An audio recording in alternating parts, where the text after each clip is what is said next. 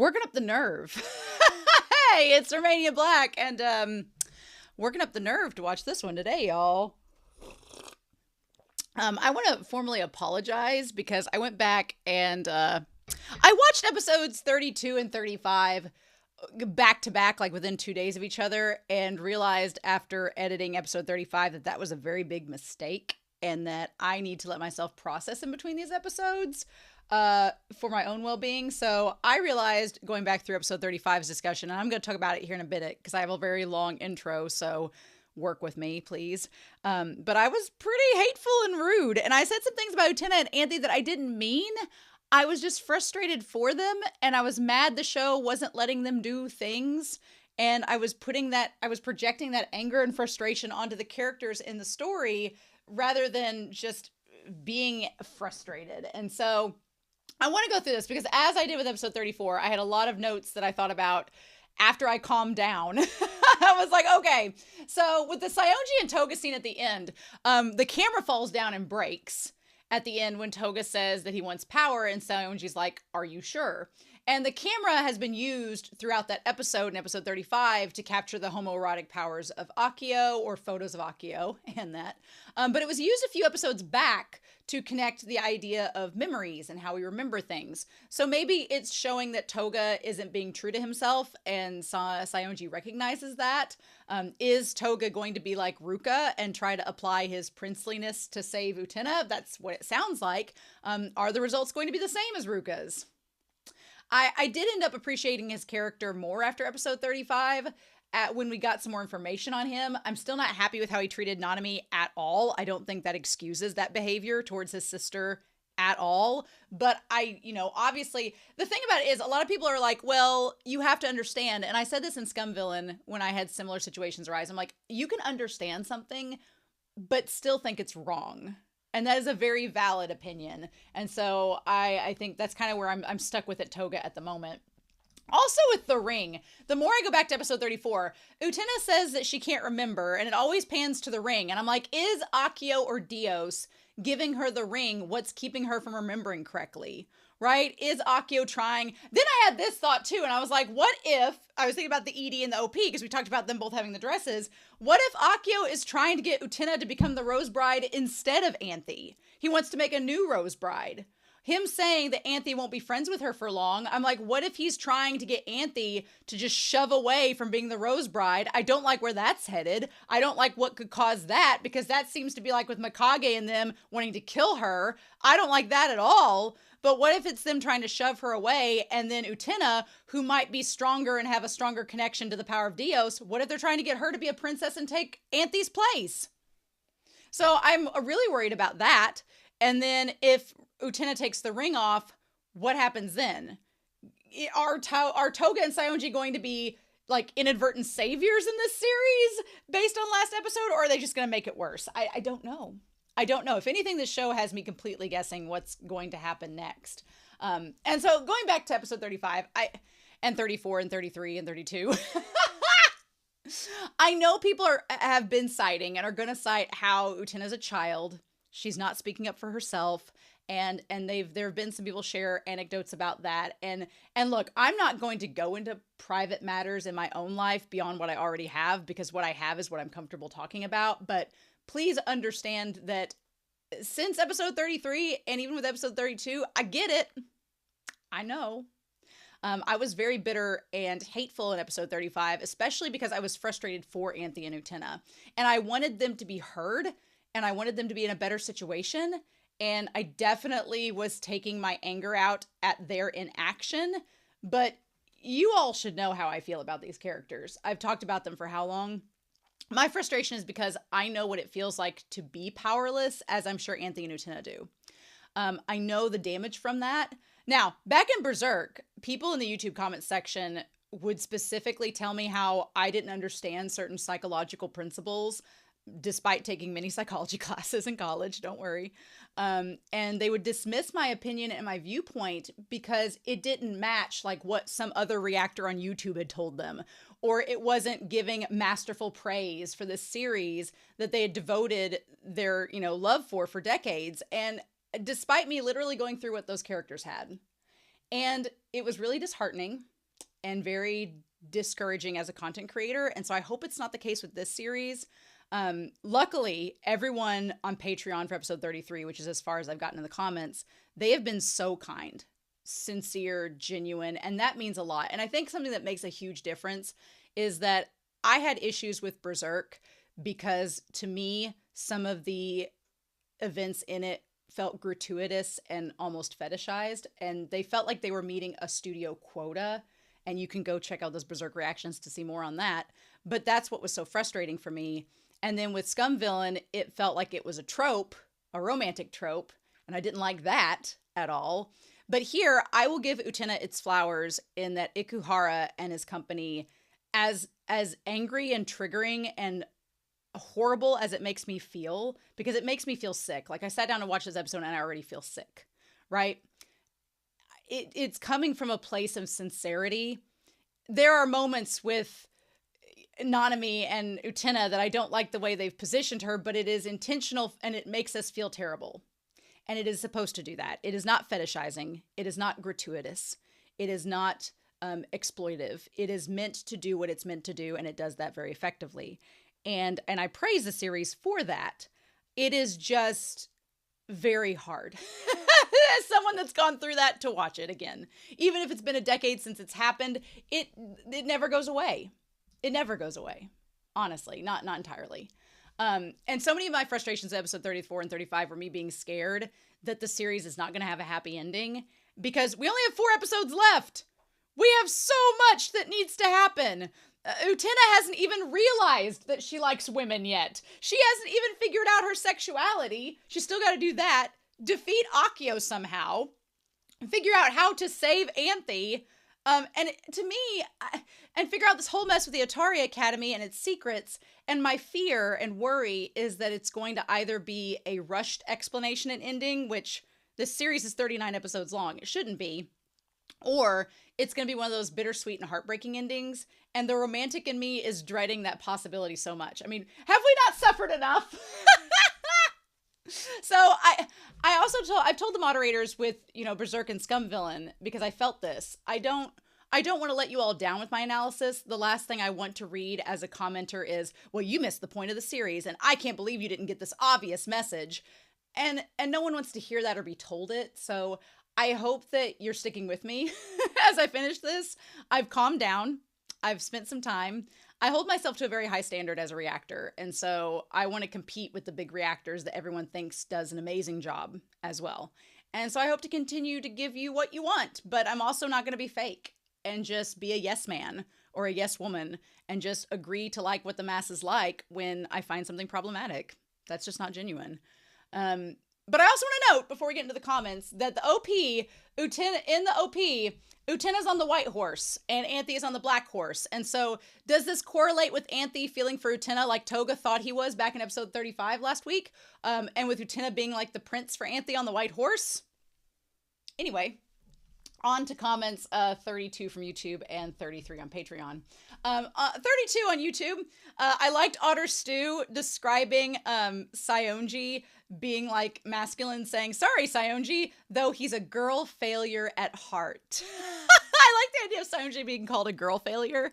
I like that. I really do. Some people shared some concept art on the Discord, and this concept art of one of the concept arts for like either Touga or Saionji. I think it was Touga, but they gave him green hair. It might have been Saionji, but it looked like Midorima from Kuroko's Basketball. It was bizarre. They made good choices in the end. Oliver Jajado from episode 32 says, thoughts from last week's episode 32 about the scene where Nanami is lying outside in the greenhouse. For me, the image makes me think back to her dream from episode 16, when she was a cow and lying in the barn in a very similar pose before Touga is sending her away to the slaughterhouse.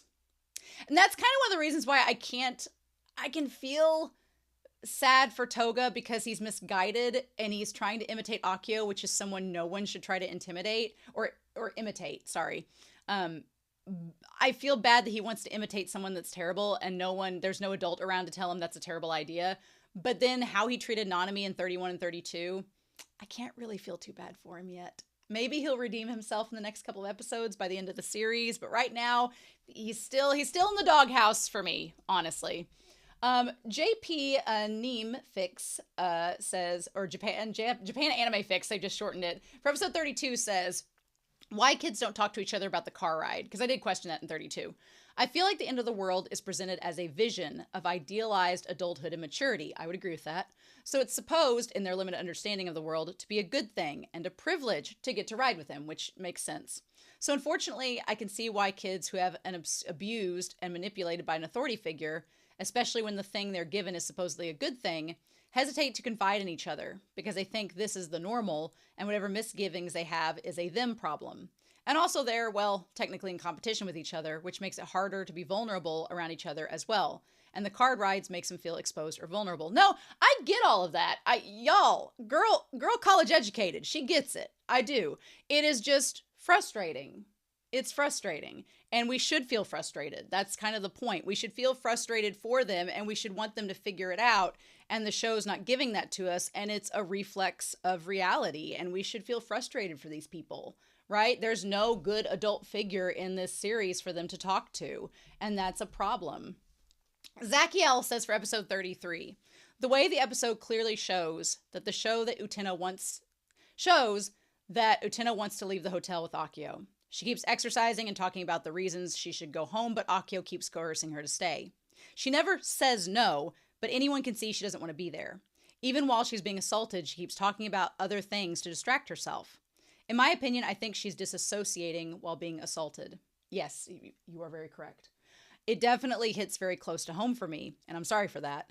From a literary standpoint, I can praise the episode for its storytelling, but watching it makes me sick to my stomach. Same.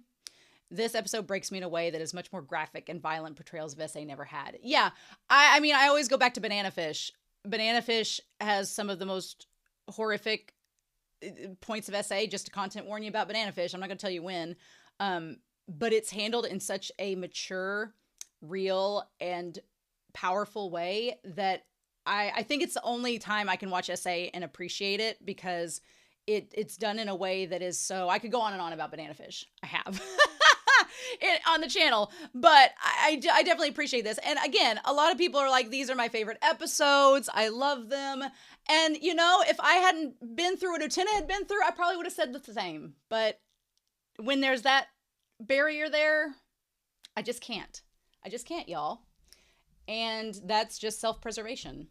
Alex Cornejo says for episode 33, the worst thing for me is that he makes Anthy to be an accomplice in his fucking crimes. Good use of the F-bomb, Alex, I agree. He's not only doing what he's doing to Anthy, on top of that, he's taking Utena away from her. And adding insult to injury, he makes Anthy be the one who delivers her to him. I know, I hate that Anthy is an accomplice. And maybe that's why Utena is less apt to speak up and fight back, you know, because it's Anthy. And she trusts Anthy. And if Anthy's okay with it, then how bad could it be? And that's what pissed me off so much about episode 35 was that I'm like, Utena trusts Anthy as one of her best friends. And if your best friend just sits by and lets you get assaulted and lets this man groom you in front of you and you do nothing, it's just, it's like, no wonder Utena goes along with it. Because if Anthy's fine with it, then it must be okay. And I know that Anthy maybe isn't able to do anything, but that's what's so frustrating. I'm like, she needs to, and it's wrong that she doesn't, even if she's not able to at this moment. I wish that was a little more clear. And then finally, Oliver Jajado. I'm going to be honest, Ikuhara's commentary, I'm a little at it, but we'll read it. Ikuhara just lets the content of the episode speak for itself, and adds a bit to the quiz show comic relief instead. Episode 33, The Prince Who Runs Through the Night. This is just between you and me, but when I was 14, which is the same age as Utena, I listened to late night radio after my family fell asleep. I liked this one female DJ's sexy voice. However, one night, radio waves from a UFO came between us. Multiple choice, which of the following is eternal? 1, diamond. 2, a beautiful memory. 3, canned peaches. I feel like I've heard this on a TV commercial at some point. Diamonds are forever, which is a commercial. Suddenly the radio switched back to the sexy woman's voice. You ought to be ashamed of yourself, young man. Huh?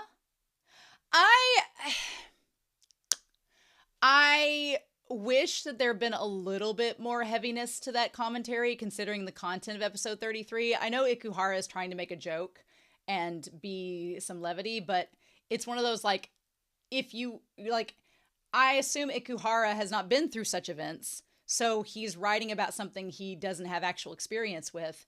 It would be nice to acknowledge that in the commentary, but it's fine. I'm not going to complain too hard because then people in the comments will fire back at me for not understanding. So, but anyway, yeah, so I've calmed down since episode 36 or episode 35 for episode 36. And we're just going to, I've already sweat through this sweater. I'm glad it's black because I'm already sweating. I need to remove my anger and frustration and triggering from the show, but I'm going to talk about it in the March update video. But I've decided that Utena's a third time a charm. I've watched 3 shows back to back with SA on the main character. No more. We're done after this. I don't mind certain circumstances, but if it's a long running show and the main character has any SA involved with them, it's just not for me. Not right now. Maybe years from now when I can process a little more, but no. And sometimes you need to see a show fully to understand that. I will say, I wondered if I wanted to finish this show. I questioned it after episode 35 because I was like, I don't need to be angry the rest of this series. But with Berserk and Scum Villain, it was worth me continuing. It was worth it. And that's why I tell myself, I'm like, I don't want to do this again where I have these emotions and this experience. But the other 2 times, in the end, it was worth powering through. So we're going to do that with this and just see where it takes us. But for those in the comments that said they should have vetoed this show, no, don't think that. That's not anybody's fault, honestly. When all of these, I started this series when I was mid-Berserk. And at that time, I didn't know how much it was going to affect me. And so there was no way to have known. But now we know. So, you live and learn. Anyway, I've talked way too long, so thank you for putting up with me. But we're going to start episode 36 of Revolutionary Girl Utena. Only 4 episodes left. We're going to do that here in 3, 2, 1. And let's go.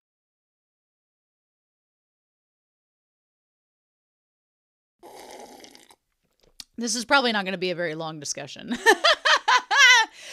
There's going to be a lot of scenes. I'm just going to shake my head and go, I don't want to talk about that because what else do you want me to say about it? But we do have some things to talk about. We've got some song lyrics and with Touga and Saionji and all of that. Everybody on the Discord has been super nice. And they're like, if you want to take a break from this series, you can. But I'll be honest, I think starting with this episode, I'm going to be taking a week off and then going on a trip and then probably coming back to record and taking another week off and doing that. And by that point, I'm done with the series practically, so I might as well finish it. But this is so hard. And I know it's meant to be. Oh, I know, because in Berserk, when I was talking about how hard some parts were, they're like, well, that's just the natural plot progression. And I was like, fuck you. There are a lot of people with Berserk that I wanted to say that. So if anybody in the comments tells me that things have to be like, I have people in the Berserk comments being like, well, it's a hard story. And if you're just not good enough to handle it, and it just was really annoying. But I know this is the hard part, right? I know that this is the darkness before the dawn. It's literally opening the door to darkness, right? It's the darkness before the dawn. Everything has to get to its absolute worst before it gets better. But man, this series is like, yeah, we're going to get to the absolute worst before it can get better.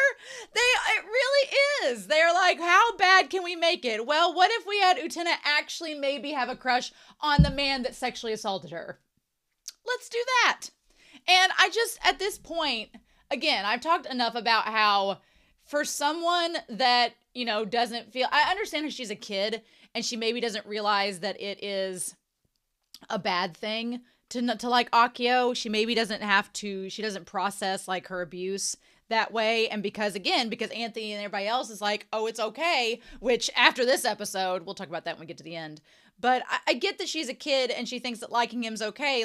And since she's never been in a relationship with a man before, maybe she thinks that how she feels being assaulted by him is how everyone feels, right? Which is not true and terrible, but it's just really hard to watch. And watching somebody just go along with their assailant is just heartbreaking. And that kiss scene, hate all of that. Hate all of that. Skip that whole scene. Can't watch it. No, and then when Touga and and Akio meet back up and they're both shirtless. It's like they both had trysts. Touga went and got a blowjob from Saionji. And Akio, he's got like lipstick. He's got Utena's lipstick on his lips and his shirt unbuttoned. It's just so gross and nasty, and I hate it. I want to shove Akio into a furnace. I want to go Sweeney Todd on him and treat him like Mrs. Lovett and shove him into a furnace. Is that wrong? Is it wrong to think that?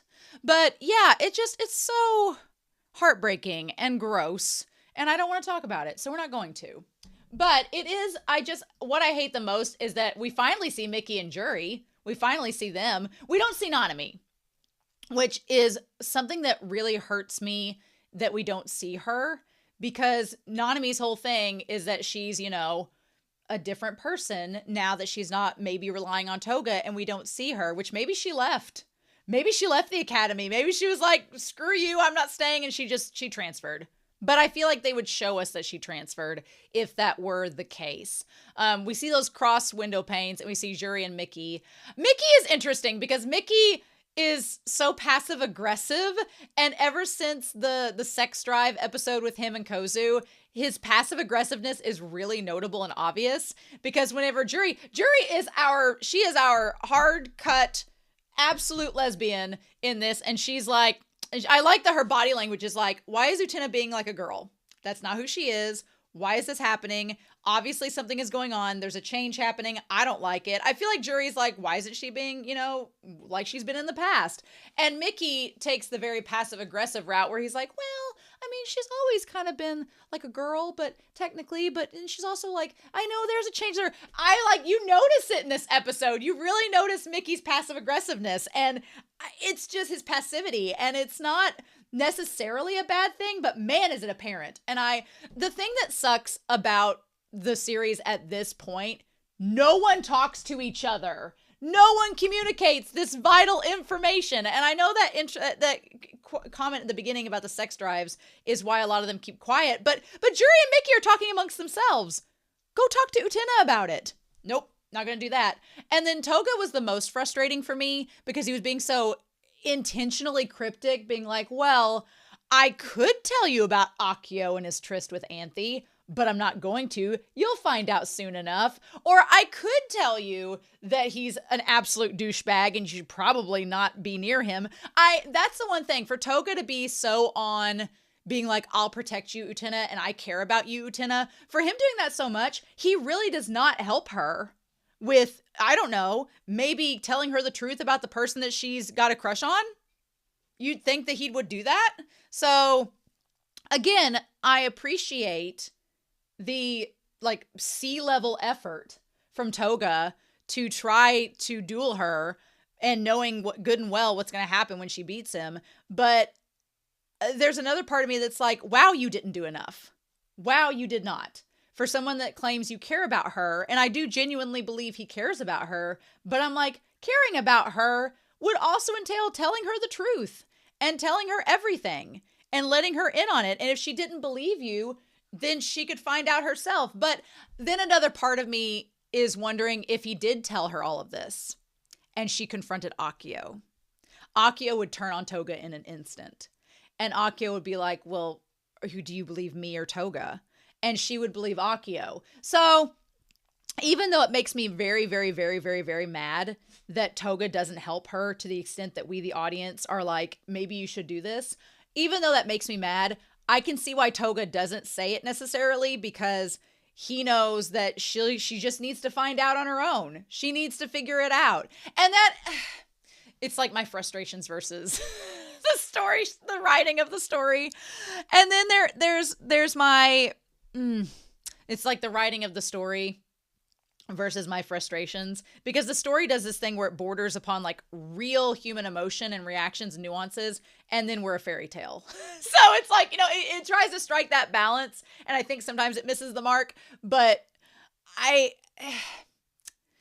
get why Touga would want Utena to find out for herself, because people have tried to tell Utena, to be fair to Touga, Nanami literally tried to tell Utena to her face, and Utena did not get it. So Utena is one of the most dense protagonists we've ever had in an anime that I've watched. And it's so frustrating because I sympathize with her, but then I'm like, girl, you've got to get a clue. And we'll talk about that at the end of the episode. So the school is changing. There's about to be a revolution. So the question is, what happens when there's this revolution? I think Akio wants to make Utena the new Rose Bride because she has this power to tap into the power of Dios that maybe Anthy didn't have before.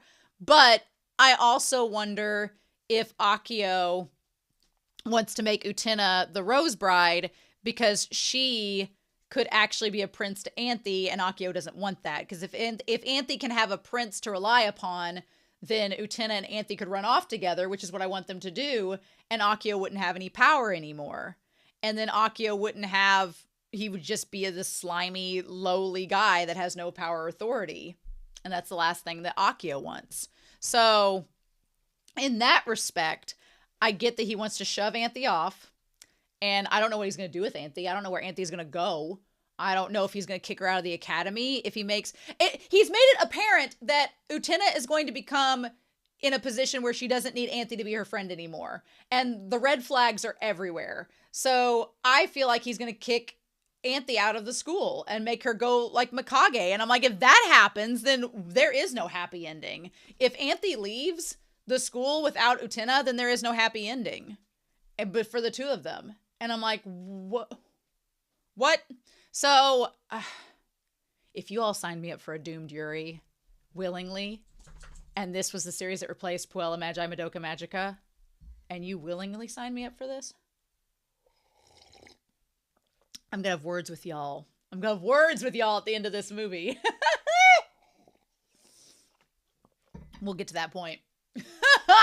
But yeah, I feel like Akio, he wants to make Utena into the new Rose Bride, and she won't be a prince anymore. What's going to happen to the basketball team? How are they going to go to state without their lead point guard? They're not going to fail. They're going to fail at state. They're going to flop and have to start over. Akio, you're ruining the potential sports animes of this series. So anyway, I feel like, yeah, the school is changing because Utena is slowly becoming more and more girlish, which again, this is made in the 90s, and the gender is very polarizing in this series for reasons. It was in the 90s. It was a different time. Nowadays, we understand that women can be feminine and be princely altogether, but the viewpoint of a prince and the definition of it by this show's standards are very archaic and very misogynist and very patriarchal. So it makes sense why her becoming a girl is losing her power of princeliness. In this series, it makes perfect sense, right? But anyway, then we have the motorcycle scene. The motorcycle scene. Easily the best scene of the episode, although the duel was really, really good, and I loved the duel a lot. Saionji and Touga in their motorcycle. Where was this? I would rather have this than the sex car any day. But yes, the little side bumper car with Touga driving is very much indicating that Touga is a top, and I'm assuming Saionji is the bottom, surprising no one. But I mean, what a euphemism for sex as they drive down the road. And they're like, oh, the throb of the engine, it feels good, doesn't it? And then Saionji says not particularly. Now, at the beginning, I thought Saionji had a helmet on, but it's like it's going behind him. His hair is like overtaking it. So the collar around his neck, I thought it was a dog collar at first. I'm like, are you all getting kinky? And so the reality is no. He's like, you have weird taste. And he is like, it is good. You don't like it because I'm driving? And he's like, I don't like not being in control. So Saionji's a power bottom. Saionji's a power bottom. Touga's a service top. And that's it. Saionji's like, I just want to be the one in charge. And Touga's like, well, we can make that work. We can make that work very easily. What a euphemism for sex in this. He's like, not letting anyone that deep into my heart. Mm-hmm. My heart. Deep into my heart. Yes. No other bodily part, nothing. He's like, you could never hold in your hostility, could you? I mean, Touga looks his happiest in this series when he's with Saionji. He is his happiest. He is his most fox-like. He's his most cunning. He's his most cheeky. Touga is at his best when he's by Saionji. And it's like the whole coffin metaphor for being in the closet. Like it is so clear. And even though I do believe when Saionji's like, I care, when he told Saionji he cares for Utena, he didn't say he was in love with her. He says he cares for her. And there is a huge difference in that, right? And I think it's fine. You know, a gay man can care for a woman, absolutely, but he's not in love with her. He just wanted to test out the idea. And so Saionji's like, what are you planning to do? Are you just going to duel her? And you're just going to do what the end of the world wants? I like Saionji making him question it. He's like, are you just going to do what he wants and not, you know, have your say in it? And so then we have Akio having his like locker room talk with Touga, saying that Utena is lovely and that she's very sweet and innocent. She's not, you know, a peerless princess. And he calls her precious, which is gross. Very gross. And that's when Touga like snaps his eyes open. Like when he says my precious one, he's like, oh, wait, hold on.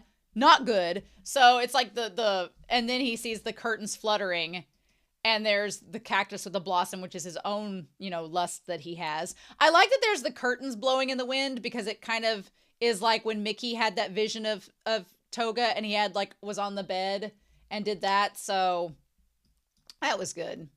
He's like, it's time for us to rise out of our coffins. From the coffins the end of the world has prepared for us. All these shots of these men with their shirts undone and their pants undone. I feel like an 80-year-old woman with her cane, like shaking it in the wind. But I do like Saionji saying to break out of the coffins the end of the world has prepared for us. So talking about, you know, how, because Akio is very controlling. And even, you know, not just as a metaphor for how society in the adult world prepares you to fit certain molds, but the idea of Akio trying to tell them what to do. I like the idea of Saionji being like, we're not going to just do what he wants us to willy-nilly without fighting back. I like that. I like Saionji and him working together. And he's like, I'll have my answer soon. And so then we go back to the Dick Tower. The snot bubble bursting on Choo Choo is really gross. It kind of feels like ejaculation a little bit, like a metaphor for that. Also seeing Utena with her shirt undone is weird. But I don't like that because it's like she's starting to shed her layers as Utena being... she's going to end up in a damn dress. She's going to end up in that dress from the ED from part 1 of the season. She's going to end up in that. And it just doesn't feel right for Utena. Like, there's nothing wrong with Utena being feminine, but it just doesn't feel like how she was at the start, right? And she's like, I wonder if him and me is with Akio again. My thing is, Utena, for her being so dense, it's like, what do you think Anthy is doing with Akio that you've not been allowed to see? Like, do you think they're playing Parcheesi? You know? And she's like, are you always left alone when she goes to visit him like this? Like, I feel like Utena knows... or is in denial of what's going on. Like, she just doesn't want to admit it. She doesn't want to admit the possibility of what could happen, right? Mm-hmm. And honestly, when Nanami found out about Akio and Anthy, she was disgusted and terrified because she saw it as a potential reflection of what could happen between her and her brother. And she's like, I don't want that. That's not what I want. I love him, not sexually, but like a brother. And so it terrified her. With Utena, I'm like, I know what they're going to do. And it pisses me off, but I know what they're going to do. Utena's going to get mad at Anthy because Anthy hasn't told her about having this relationship with Akio. She's going to be like, but you knew I liked him. You saw the earring. I'm glad she's not wearing the earrings. I'm glad she isn't wearing them in this. But she's going to be like, you knew I liked him. And you were having sex with him, and that's incest, and what's going on? Like, Utena is, what's going to piss me off is I think Utena is going to blame Anthy for all of this when it's like, Anthy was probably forced into this by her brother. And like, yeah, and all of my frustrations for Anthy are, yeah, she should have spoke up. Yeah, she should have had Utena's back. Yeah, if she knew Akio was like this, she should have said something. But you know, Utena has stopped asking about the fiance. She stopped asking about Kane ever since she stopped showing up. Utena doesn't ask about her anymore. So Utena's kind of, you know, both these women have been horribly groomed and assaulted by this man. And what's going to end up happening is they're going to blame each other and get mad at each other when they should be getting mad at Akio. And that's so frustrating and such bullshit. And then what I'm afraid of is that Utena is going to get mad at Anthy and yell at her and say, I can't trust you anymore. I thought I trusted you. When I'm like, and Utena did ask her to speak up if something bad was happening, and Anthy never did. So it's like all of this very avoidable miscommunication is going to lead to them getting mad at each other. And then Anthy's probably going to leave the academy.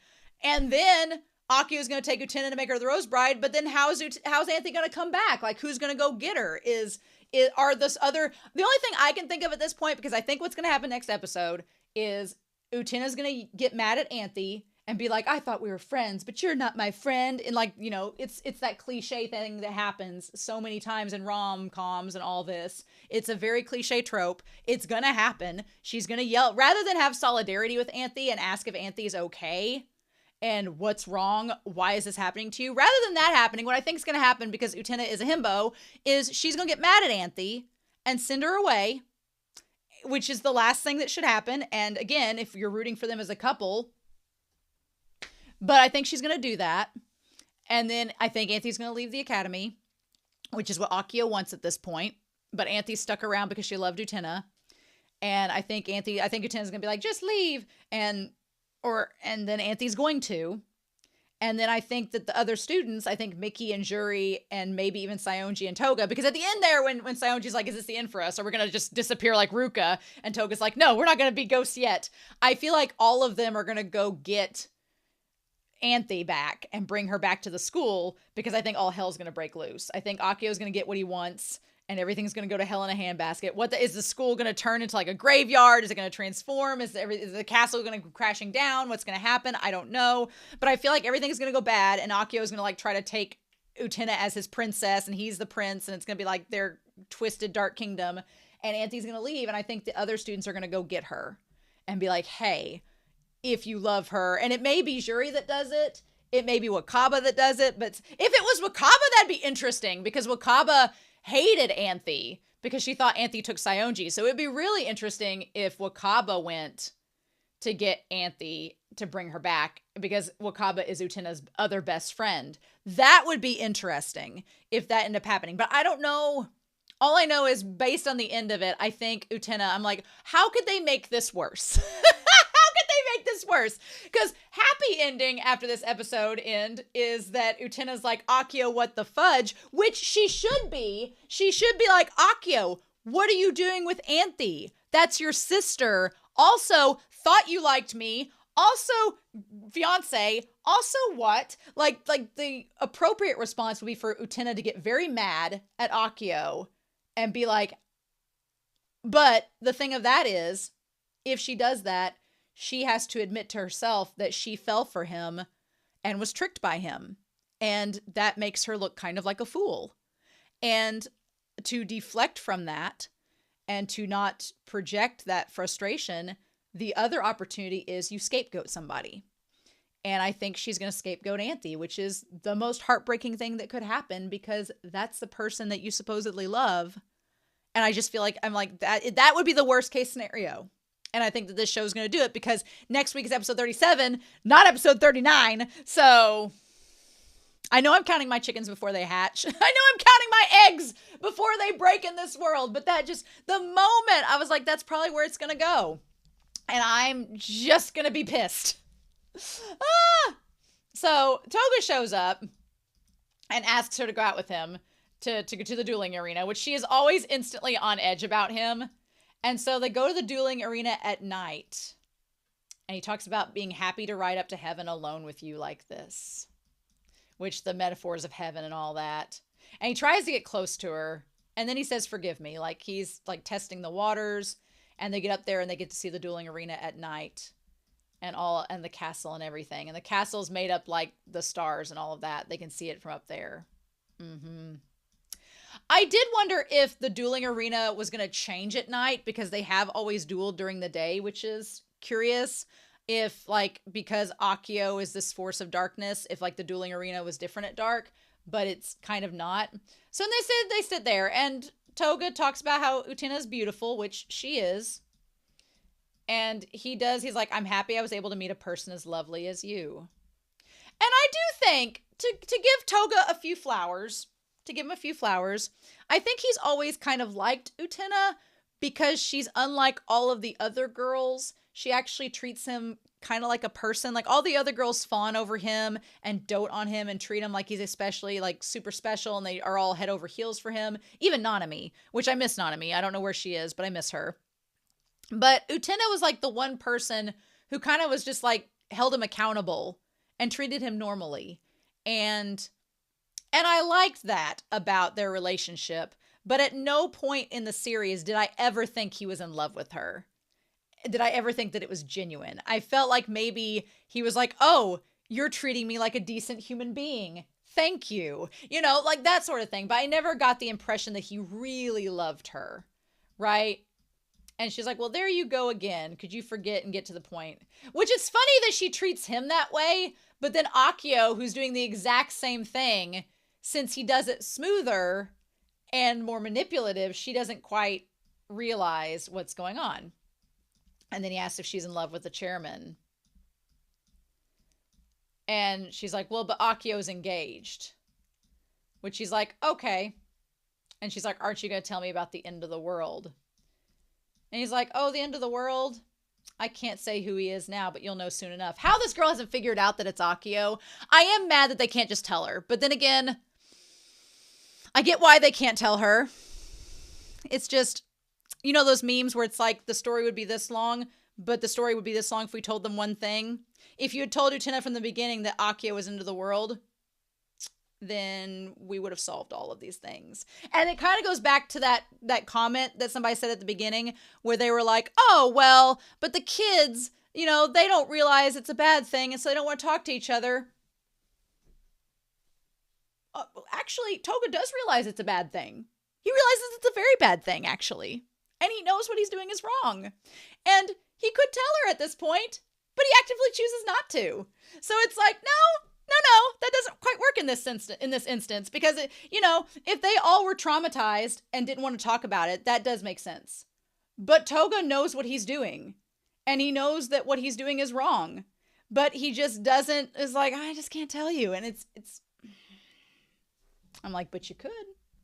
But I think he knows that she wouldn't believe him, and he's like, "You'll have to figure it out." And then he's like, "I want to ask you, can't I be your prince?" And I think that the whole point of this question is, he says, "You're the only princess for me." And she's like, "Oh, well, again with that." And he's like, "I'm serious." And he says he loves her. "From the bottom of my heart, you're everything to me." And I don't believe it. I know he says that. I know he's saying it, but I don't think that he believes it. I think he's just saying it. And there's a part of it that's like he gets the response from her where she blushes. And it's kind of one of those things where if a guy tells you that, does it still make it true? Like, because his actions don't match up with his words, right? So he's like, "Your nobility and beauty have won you many admirers." But it is kind of lip service. He's like, "Even if I cannot be worthy of you, let me be here with you for this moment. And just that would be enough." Which, you know what, is kind of chivalrous. And he's like, "I just want to be with you tonight, and that'd be enough. Can you at least give me that?" And she says yes, and they get to just sit there, I'm assuming, against one another. But the thing about it is, I think that this tests the theory, because Utena thinks back to all of those moments where him and her have kind of been, you know, put beside each other. And she thinks, you know, he's like, "Can't I be your prince?" And it shows the point where he sees her at, you know, episode 3 at the ball, when he caught her back like around episode 7, when he tried to kiss her in the thing. And she looks over and she's like, "Come to think of it, that's what I thought when I first met him. Can't I be your prince?" And then she looks at her and she's like, "I wonder if the president was my prince." But, and then he's like, "Do you have your answer now?" A part of me thinks, though, that when she was like, "I wondered if he was my prince," but she didn't really pursue it at that point, because she had Anthy, and she looks at Anthy as she's saying this. Because she had Anthy, it was one of those things like, well, but I didn't need a prince because I was fine. And Akio has groomed her into thinking that she needs a prince. But now Akio has taken that position away from Touga, Whereas Touga probably could have had it before if Utena didn't have that resolve to be a prince for Anthy at the time. But now Akio's taken that away from her, and Touga just doesn't have a chance because it's Akio that's taken that position.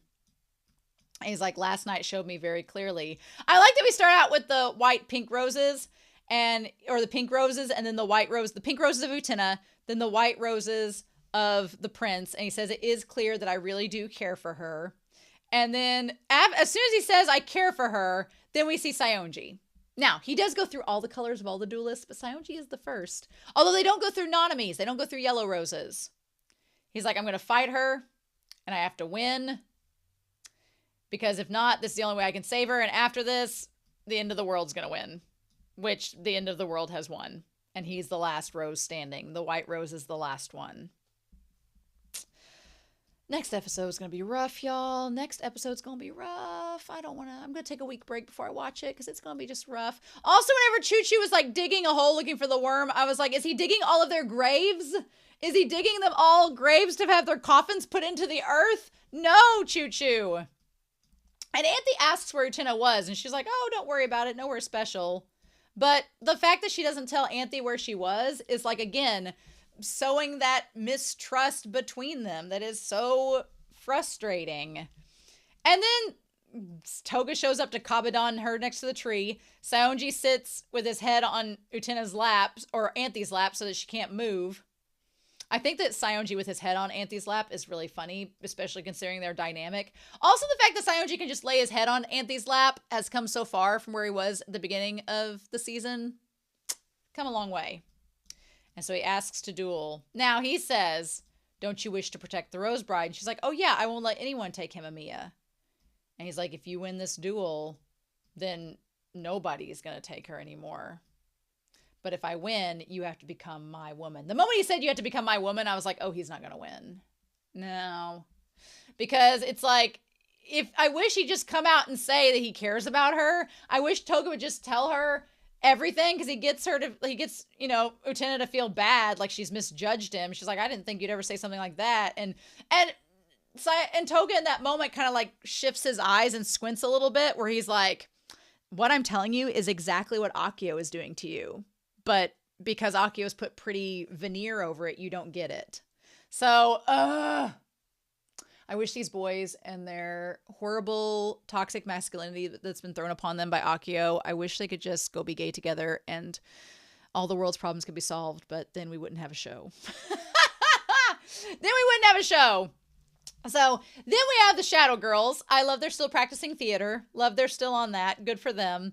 But basically the whole thing with the Shadow Girls is talking about, I'm the prince of the white horse. And then she says, but you look like a human prince to me. And he's like, I'm a human, but I'm called the prince of the white horse. And she's like, oh, you're a prince too. Wonderful. Really? Do you really want your prince to be a horse? And you could look at it from a number of different ways. You could say the Shadow Girls thing is the idea of the man on the white horse is this chivalrous man that comes in saving the damsel in distress and all of this. I think one of the best instances of a white horse that I've seen in movies is White Christmas. I love White Christmas. It's such a good movie. But in that, Rosemary Clooney's character, she falls in love with Bing Crosby's character.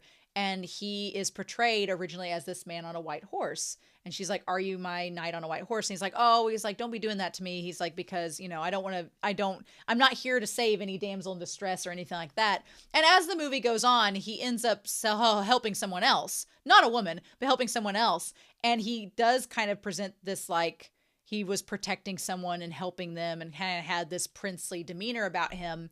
But Rosemary Clooney's character kind of realizes that he didn't, he was actually being genuine and sincere and not just putting on this, this persona that a lot of men do of being princes when they really aren't. So it's a great representation of it. I like the metaphor and how it's used in White Christmas. But yeah, there's that idea. And then there's also the idea that maybe Utena, in looking for a prince, didn't realize what prince she was looking for. And the answer is she's been the prince all along. She didn't need no man. She didn't need no man telling her what to do. So we go back up to have the duel. Honestly, I've been waiting for Saionji and Touga to pull swords from each other. If that makes sense. I've been waiting for them to pull swords from each other for so long, and we finally got it. This was my favorite duel. I think this was one of my favorite duels that we've had. I think my favorite duel is still Ruka and Juri. I think that one's still my favorite. I think my second favorite is the second time Utena fights Touga. And then I think this one's in my top 3, though. And because he's like, oh, here's the thing. He's like, the battle decides who's going to bring about the world revolution. And Utena says, I don't care about that. And that is a frustrating part for Utena, because as she has been told, sometimes her indifference, while it's portrayed as being like saintly, is harmful. It is harmful for her not to care about revolutionizing the world, because Anthy's fate, everyone else's fate, is possibly in the balance, and she's just being actively passive about that. And I'm like, maybe you should kind of question what happens when you revolutionize the world, because I think Akio's paying attention to that. And he's like, if you win, you promise to never come after Himamiya again. And he's like, well, I won't need to, because she won't be the Rose Bride after this. So then I love Saionji pulling. I love Saionji is coming from behind. Behind Touga to pull the sword out. Not from the front, but from behind. Maybe I'm wrong. Maybe Saionji is the top and Touga's the bottom. I could be wrong about this.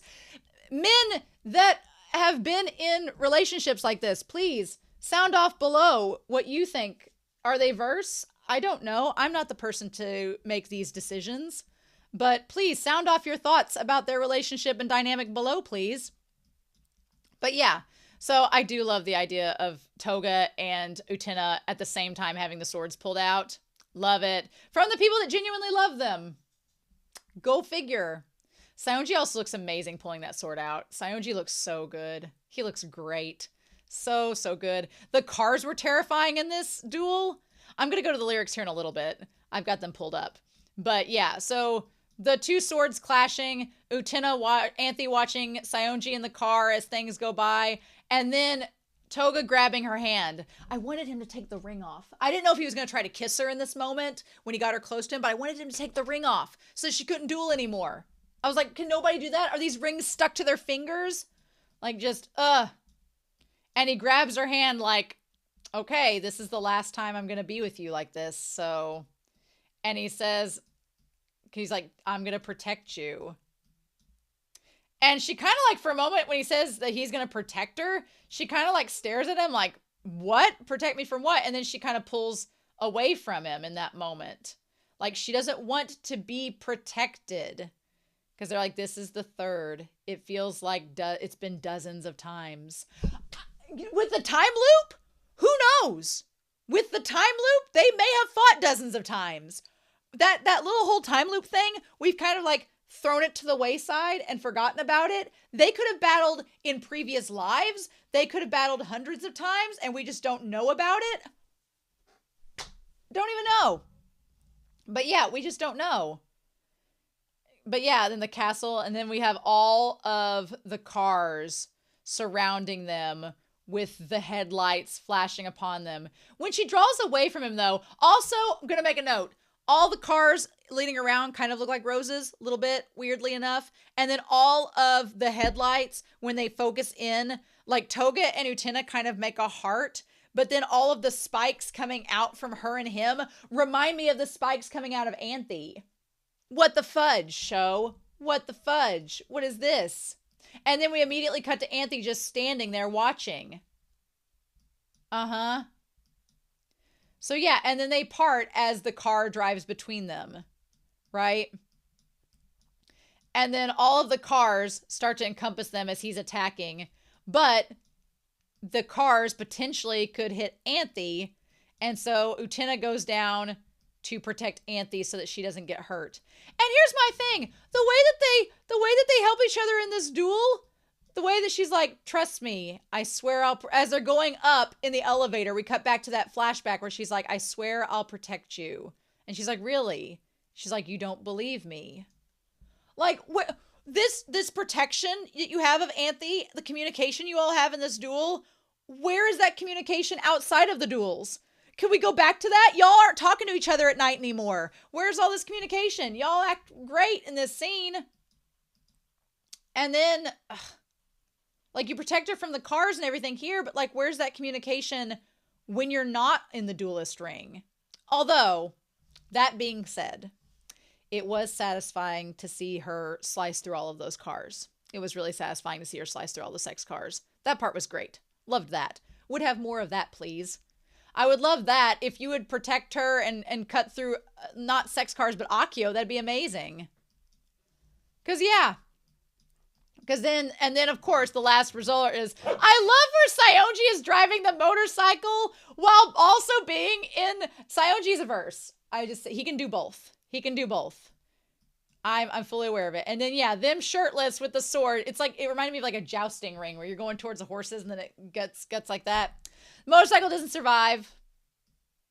The thing that sucks so much is that, of course, Saionji and Touga are left there and the motorcycle crashes off. But the thing that sucks the most is that, unlike last time and previously when Anthy and Utena were like, all right, let's go. Now Utena says, Akio's waiting. I hate it. I hate it here. Do you all hate it here? Was anybody having a good time while watching this series at this point? I feel like I'm the only one having a terrible time. And I know some people in the Discord have been like, no, we were frustrated too, but nobody's vocalizing it. Maybe some of them were in episode 33. So maybe I'm getting ahead of myself and some of you will vocalize in the comments, but I am miserable. And as he walks away, Touga, who knows all of this shit, who has known all this shit from the start, is like, oh, well, now you're the one who'll bring about the world revolution. Whatever that means. Don't let your guard down around the end of the world. Or the Rose Bride. That's the last advice I can offer. I guess he doesn't want to say anything about the Rose Bride because she's right there. But if Akio's intentions are to have her put up there to be like a sacrificial lamb like Anthy was, nope.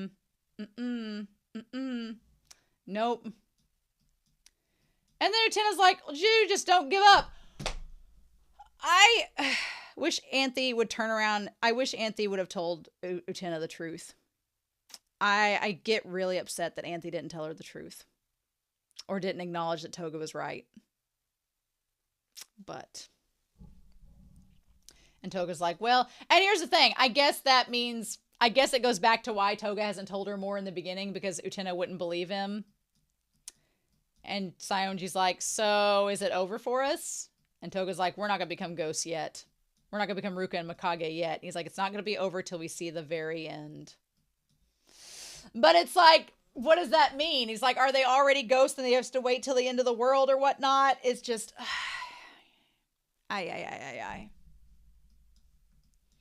And then originally, Utena falls asleep when she's halfway on the bed. And she's like, no one will be after you anymore. And Anthy says yes. And there's a hella long pause, like 8-second pause of Anthy saying, yeah, it's great. Nobody's going to be after me anymore. But I wish she would have said more. Because then Utena falls asleep. And Anthy just stares at her. And I'm like, and then we see, you know, Anthy. The thing that's crazy is we see Anthy, like with her hair and everything. And then we see her rising up. And that's what wakes Utena up. And she goes to look for Anthy. I like Choo-Choo's tiny little blanket. But then she goes upstairs. And as, of course, she's going upstairs, when we get to the Dick Tower, there's the flash of Anthy naked. You know, I don't know how they thought that Utena would never figure it out. I don't know how Anthy and Akio thought that she'd never know. Because then Utena sees her. And she's nude in front of Akio. It's like, what did you expect? And I just know that Utena's going to get mad at Anthy. And I'm like, that's the last person you should get mad at.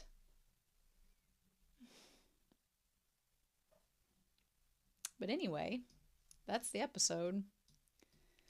I don't like where this is headed. I haven't liked where this is headed since episode 31. I've watched 6 weeks of just torture and pain, and I'm hoping it's all worth it in the end, but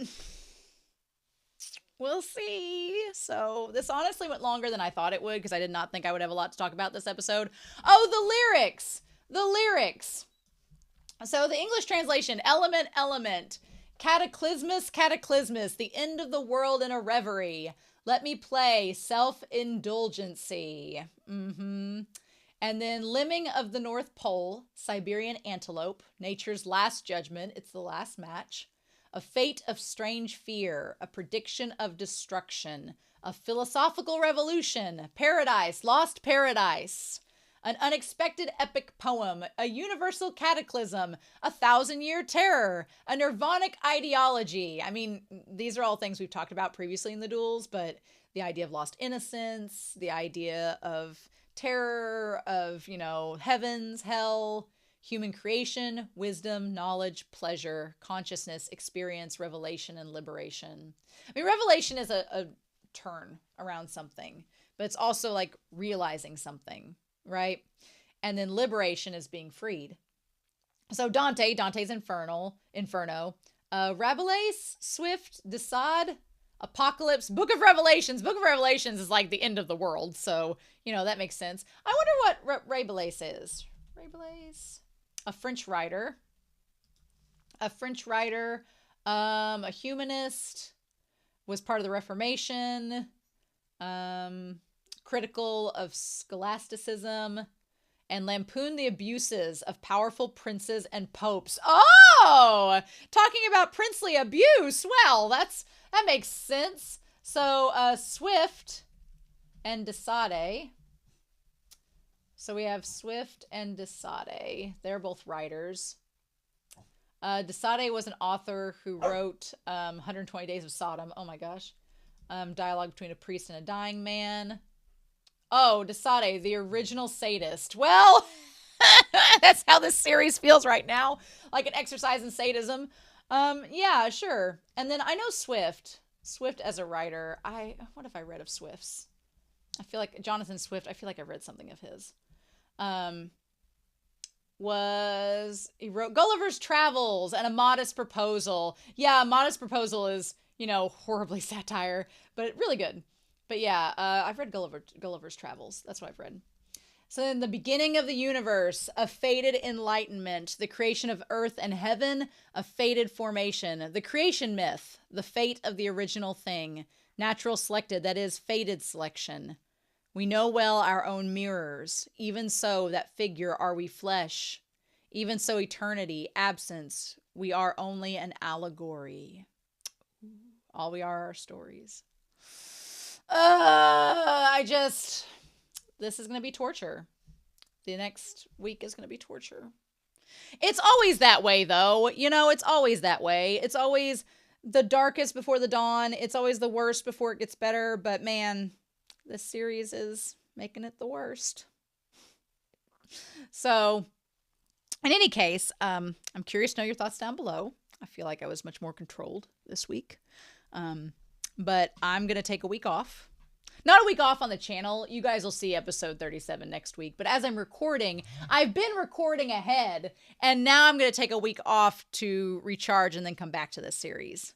Does that make sense? Of course it does.